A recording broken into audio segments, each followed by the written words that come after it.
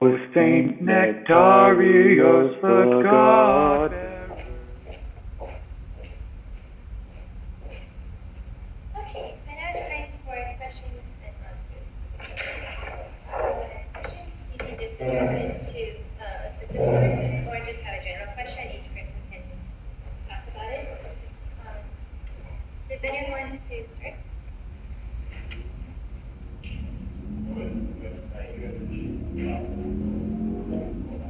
Go to northexpress.com.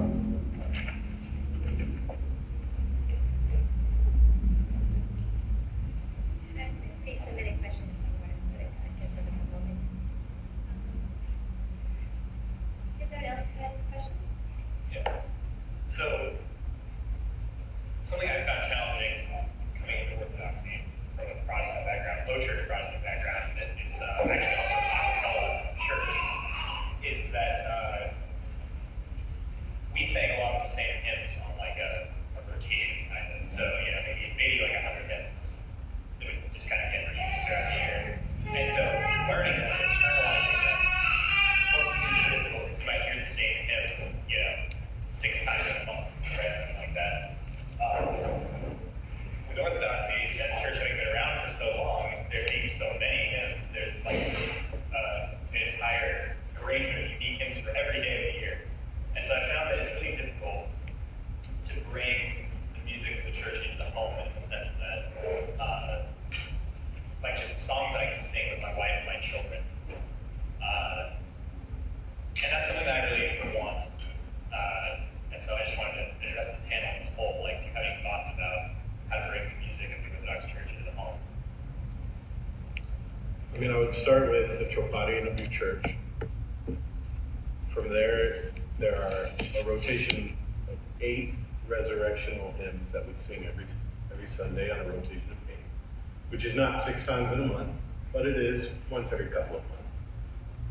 And then from there, specific kondakia, like Christmas, we'll sing it several Sundays in a row on this Day of the Virgin. During Lent, we sing my Champion General Tika Mako several Sundays in a row. So there are hymns, specific hymns, that one, melodically are designed in a way where you can sing them at home. They're very catchy tunes, many times very repetitive, especially those kondakia I just mentioned. They have the same melodic motif repeated 3 times, 4 times in the hymn. And then 2, they are repeated enough throughout the year that you can do that. So that's where I would start. It can feel overwhelming at first, but there are certain hymns that get repeated that you can definitely bring into the home that then they will hear when they come to church. So that would be my recommendation is find those hymns, find the ones that your church does too. There's so many versions in English and even in Greek, the translation's the same, but there are different melodies in Greek. Find the one that your church does. Ask your choir director or your priest, what's the version that we do for this? And then learn that. That way you don't learn a version. You find, if you just Google it and find a random one, then you come to church and they sing a different one. It defeats the purpose. So. Yeah, I wouldn't start with a Trubic hymn, right? No, you don't start with a Trubic. No, but yes, I would agree with that. Definitely, that's how I started. It was my grandmother brought it into the home. Like I said, she didn't drive, and so it was like that was our thing together, praying and singing. So thank God for her, because I probably would not be Orthodox today if it wasn't for her. But anyway. 1994, I was living in Anaheim, California, and there was this amazing, huge Northridge earthquake. And Anaheim and Northridge is about an hour and a half away. We felt it so strongly. Our TV is not, falling off the hutch, and it was just, the place was shaking. My wife, she and I run to the door jamb. That's where you should be in an earthquake where it's more secure. And she starts singing the Trusaia hymn. And, things are crashing in the closet, and things are falling down, and she's singing the Trusaia hymn, and I started to join her. And it calmed both of us down. It was, the moment came and went. Later on that evening, were you singing the Trusaia hymn during the earthquake? I was. It just hit me. and it calmed both of us down. We didn't have kids at that time, so it was just the two of us.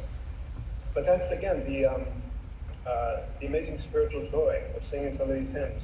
So start with something basic that is done regularly in your parish, and I think that'll help bring it home for your family. One of the pre-submitted questions was, being as deeply involved with Orthodox liturgical music, how would you approach a conversation with a Protestant Christian about musical expression in the church? Well, I have a lot of experience with that because I work with some people that I'm the only Orthodox person there. And when I say, well, between Matins Orthos, it's, we sing, it's like I said, it's 3 hours of singing. It's mostly singing. And they look at me like, what? You're there for 3 hours? I said, it's God's time. I don't even think about it. I don't even look at my watch. It's just one of those, it's the most beautiful experience. And they're in shock, really. But, and they say, well, you have to be strong to be Orthodox. I'm like, well, yeah. You have to be. Well, it's not for wimps, So to me, they're in awe, and they're saying, that seems like a lot of work. I said, it is, but it's a beautiful work. So. I mean, I don't want to pretend I have knowledge on this that I don't have. I don't have a lot of experience explaining music specifically to Protestants. It also probably would depend on what type of Protestant, of course. But if I had to do it, I probably would just mention what Terry mentioned. It's at the heart of our worship. Music is the expression of almost all of our services are music. There's some reading, of course, but music is what we do. So that's probably all I would start with that. When I was a trumpet player, I would be very busy during the holidays, and particularly for Christmas services. And I'd be in an orchestra, and they'd have a huge choir and a huge orchestra, and the people would be singing the traditional Christmas carols, and it was beautiful. We don't have that in the Orthodox Church, and there are various reasons and things that sort of change a little bit over time, and in this country, because organ accompaniment is very foundational in particularly Protestant, but Western churches as well. I would not approach it as good, bad, right, wrong. Seriously, particularly as Sam said, when you can't to say Protestant music, there's a whole variety out there, from praise and worship bands to choral music, a cappella. So different traditions can be still spiritually uplifting and inspiring. To look at our tradition of basically unaccompanied voices, we should not approach it as an apology, like we don't have a praise and worship band, we don't, where are the guitars, where's the orchestra? It's not part of our tradition. It could be outside of the liturgy, and I think it should be. It's nice to get together and have different instruments playing together. But I would invite anyone to come to an Orthodox church. Even today, our choirs are smaller, and if there's just a couple of people singing. We have at St. Hieronymus, a preschool that is renting classrooms from us. And so it's changed the dynamic of that office during the day. On the other side of my office wall, I've got 32-year-olds that let me know that they're there all day long. So, but when we do a weekday liturgy, I've had parents, as they're coming late in the day to pick up their kids, what time is service on Sunday? I don't know, 10 o'clock. We heard, as we dropped off our kid this morning, someone chanting, for your service in the morning. That was lovely. I've never heard that before. We'll see you Sunday. So, it may attract some, it may push some others away. A musical tradition in a church is a very powerful thing for people. And I simply want to say there are different musical traditions. And let's not look at the good, bad, and right and wrong. Orthodoxy has a beautiful, sacred musical tradition. I would never denigrate that, say in favor of something else, okay? But you've got someone who's grown up in a different musical tradition, and they have their favorite hymns, and I would not put that down either, okay? That's how I would approach that question. So, that is Byzantine is unique to the Orthodox Church, as like a style of how we express our music. Living in a Western culture and being, obviously many people are influenced by Western music, do you think it's appropriate to incorporate Western music somewhat into the liturgy, like some compositional pieces holding somewhat of a Western characteristic, or do you think it should just be strictly Byzantine and just be on Well, we do some of those kind of hymns as a recessional, as people are leaving. So we kind of broaden our horizons that way. But as far as liturgically speaking, I can't imagine anything different. And to me, I can't imagine going to church and not singing. I can't go to a church and not sing the traditional melodies. And now, of course, we do polyphonic as a choral group. I mean, there's harmonies, but we try to keep those harmonies pure and not, too ornate and complex. It just takes away from that, and that's difficult to sing. Besides that, but I tell people, we have both worlds. We have that pure, the Byzantine chant, and then we have that polyphonic 4-part harmony that a lot of people, their ears are used to that sound. But it's the traditional melodies, put in a beautiful setting. So. Mary, I think the answer to your question basically is it's unavoidable. Okay, we're in a Western culture. And that means 4-part polyphony. That means a scale tuning that is different from traditional Byzantine tuning. Unless, and I would not recommend this, unless your church or your choir begins to immerse themselves in traditional Byzantine chant, they're going to be singing it in a Western style. And again, that's not bad. It's unavoidable. And I don't see a negative to that at all. I think it's worth mentioning that, no offense to the Greeks in the room, but Greeks can get a little narrow-minded about the Orthodox world. They see the Orthodox world as the Greek Orthodox world. The vast majority of Orthodox Christians in the world are not Greek and do use polyphony. So whether it's Romanian, Serbian, Russian, of course, and within Russian, Russia's a huge country. There's a lot of variations that, like saying the Russian tradition kind of doesn't mean anything because it's so huge and so vast and so complex that there's a lot of different expressions within Russian Orthodox music. Georgian polyphony is some of the oldest polyphony in the world. So you don't even have to venture outside of Orthodoxy to find non-Byzantine chant. So to the question of should we only do Byzantine, no, because Orthodoxy already doesn't only do Byzantine.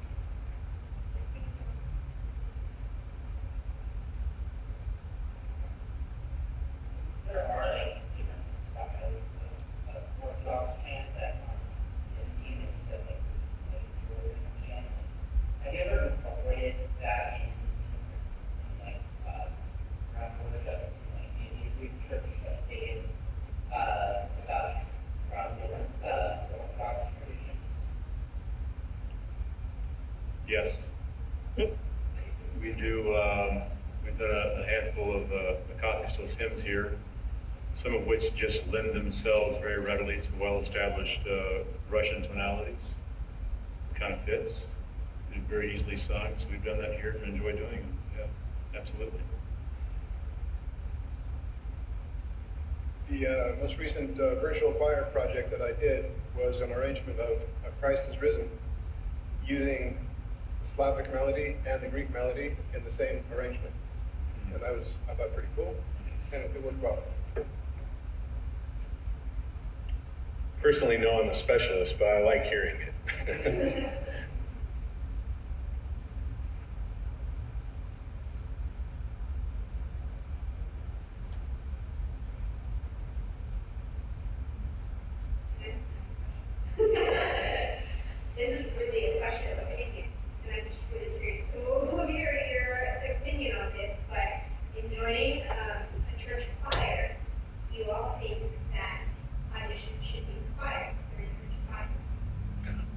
were just talking about that.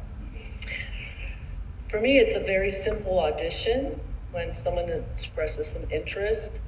And I personally, if they haven't sung in a choir before, that's okay. So my audition is about 5 minutes. Basically, can you match pitch? If you can match pitch, I can teach you how to sing, and you'll learn the melodies because we repeat and we do those, we do it often.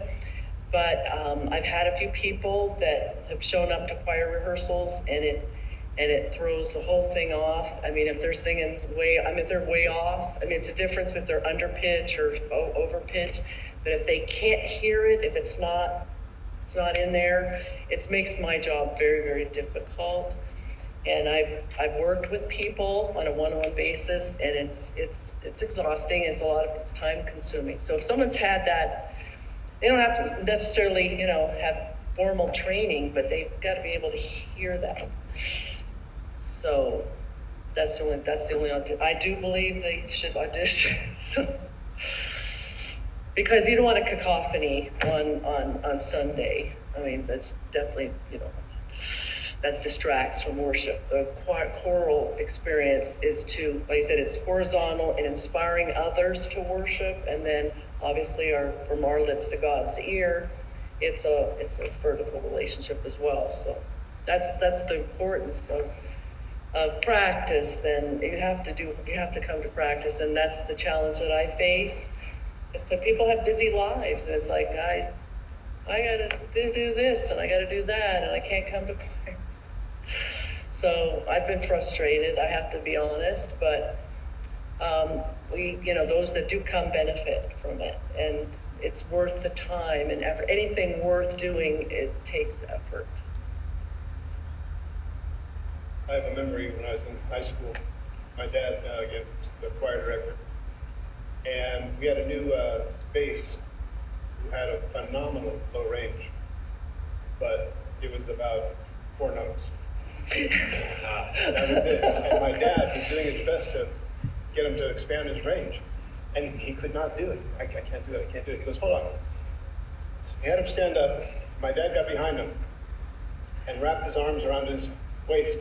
Mm-hmm. He goes, now sing. He goes, and my dad corrected him like that, and he went, and whatever, it worked for him. He had never had that sensation of singing outside of that low bass range. And he eventually got to, have a much beautiful, bigger range. My experience is 2 things. Number one, not to have auditions, but if people feel that they have this gift and they want to use that gift in a choir, you're welcome. If they have a 4-note range, or if they're just singing off, my experience is that they will eventually say, this is not for me, and move themselves out. Maybe because the person next to them says, you can't sing, but that's been my experience. You welcome people in if they want to give it a try, and eventually I think they will figure out that it's for them or not for them. That's generally been my approach. I've definitely not against the idea of an audition, but I've never been in a parish where that luxury could be implemented. We were usually always in, if anybody wants to participate, please come up mode, So I grew up in a small parish, and I spent most of my life until I moved here really in small parishes. So there was always sort of like if anybody even showed like an inkling, we were recruiting them and grabbing them. And then the process that Father Michael mentioned, we realized, that person really can't sing. And over time, they kind of step aside on their own, so.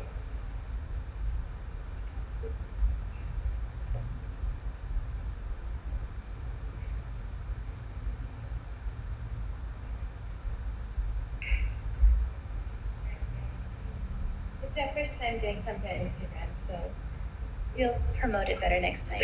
It's okay. But no, I don't think so. No, There are a couple of people. all right. So no more questions, then we can just give another round of applause. Thank you. Rejoice, O unwedded bride.